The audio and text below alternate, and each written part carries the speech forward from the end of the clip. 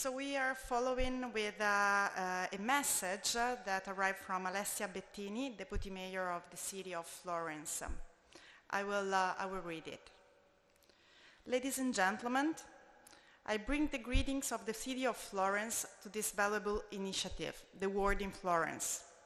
The second edition of the Festival of the Diversity of Cultural Expressions in the World, taking place between the monumental complex of Santa Croce and Palazzo Coppini, promoted by the Romualdo del Bianco Foundation and organized by Movimento Life Beyond Tourism Travel to Dialogue.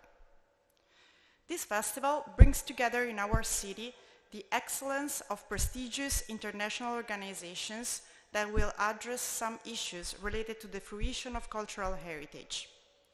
The festival sessions, the talks and workshops are all of great interest and extremely topical, such as Insight, a morning session entirely dedicated to reflections on how traditional practices and knowledge contribute to the sustainable management of resources and prevention of possible disasters.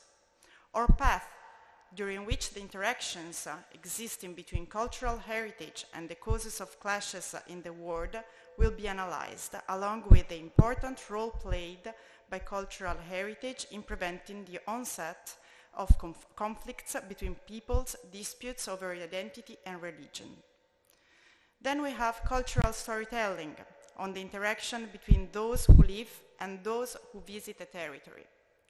We will therefore discuss in the coming days the issues of climate impact and inclusive and sustainable fruition, all topics of absolute primary importance.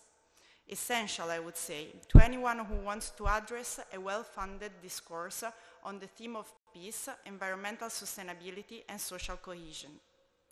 It will be my care to listen to as many interventions as possible, but in particular, I am very interested in what will emerge about how our cultural heritage can and must, today more than ever, follow a logic of respect and cooperation towards the environment. Natural systems have been modeled by mankind according to its interests and following the logic of the market, without taking way too often into due consideration the repercussions that his way of acting is having on the environment. We are facing a climate emergency and we no longer have much time to fight climate change. Scientists tell us scenarios indicating that in 30 years this beautiful planet will be an unlivable planet, not only for us, but above all for our children and grandchildren.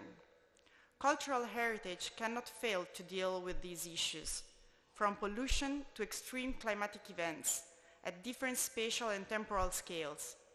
Climate change is impacting cultural heritage, and therefore environmental challenges must come first. First of all, development perspectives linked to slow, sustainable, ethical, cultural and environmental tourism that are anything but superficial and much needed. It is absolutely crucial to create slow urban routes based on the discovery, the experience and not on consumption. It is also necessary to invest in landscape, in its preservation and enhancement. Cultural heritage must be the central axis for developing and safeguarding the territory. Protecting our environment is an absolute priority at national and international level, and we need to devise new sustainability practices in the name of cultural factor. Thank you very much for your attention, and let's keep up with the good work.